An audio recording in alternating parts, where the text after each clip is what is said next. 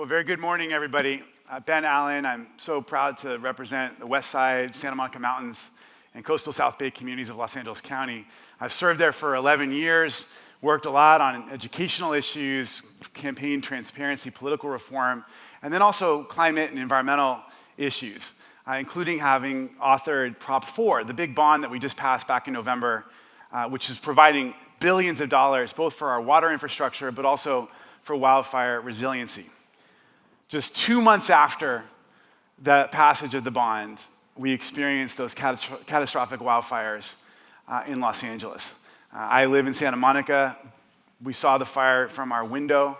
My mom, we had to evacuate from her house. So many of my friends lost their homes.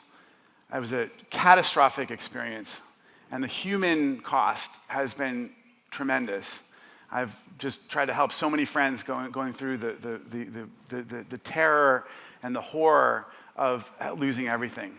A lot of our work shifted toward just helping the people in the community, getting insurance claims paid out, trying to help people with FEMA assistance and small business loans, school relocation, business relocation, getting people, trying to get them support for financing their rebuilds. And one of the things that keeps coming up over and over and over again is the lack of insurance, the underinsurance, and the extent to which that's really impacting our ability to rebuild and recover from situations like this.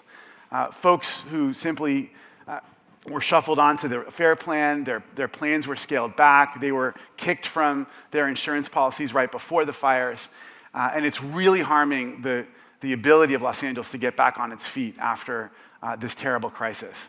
So Sacramento has been working really hard on a whole slew of issues relating to the crux of the problem with regards to what we're hearing from the insurance industry. They say we're too worried about risk, so we've all got to find ways to reduce risk.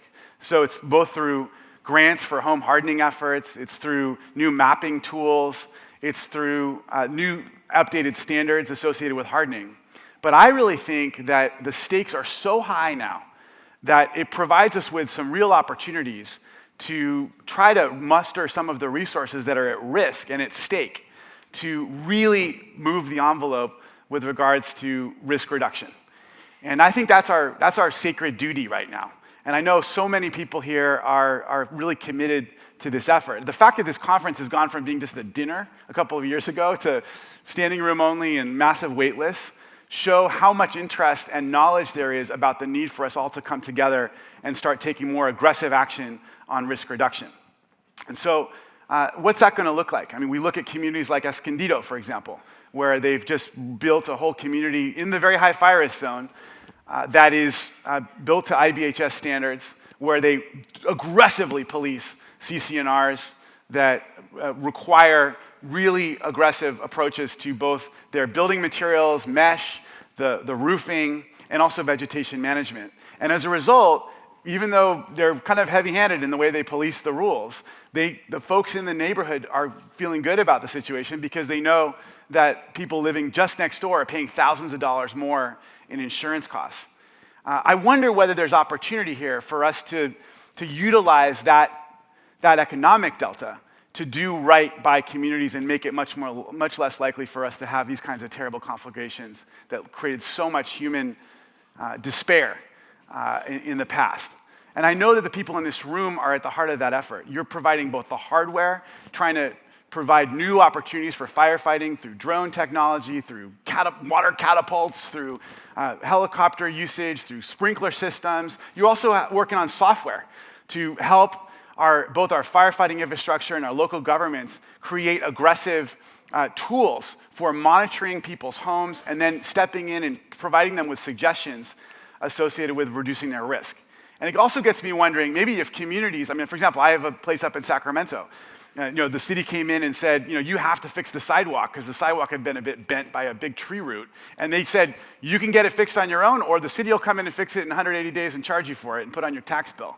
That was kind of aggressive. I wonder to myself, though, if we could do something similar in the fire space, where the communities are able to identify risk in very high fire risk zones, but you provide and then get aggressive about people switching over to more fire resilient building and fire risk reduction best practices. But you get more buy-in from the community because you know that the insurers are going to recognize that this community is actually taking their risk seriously, and they're charging people a lot less. They're actually providing robust, affordable insurance.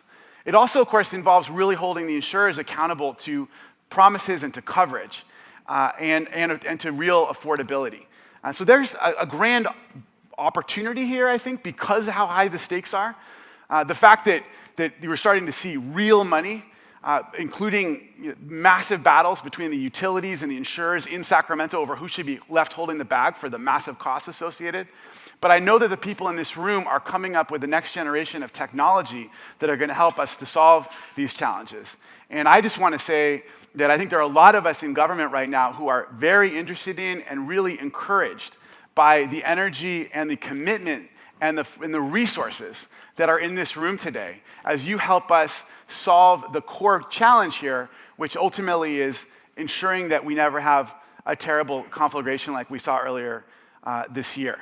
In the end of the day, your success is going to be the success of our state. Our ability to grow, to thrive, depends on our ability to have a robust, solvent, and affordable insurance market, and also our ability to ensure that we don't have the kind of fire catastrophes that we've been seeing, because we know that those have also been impacting our ability to borrow, our ability to grow, the way that we're perceived internationally as an economic powerhouse. So I want to be here today to thank you for the work you're doing, and just to say how interested we are in Sacramento in working with you to ensure a brighter future based on the kind of technology that you're providing to reduce our risk. And I just appreciate it very much, and thank you for all you're doing to help our state.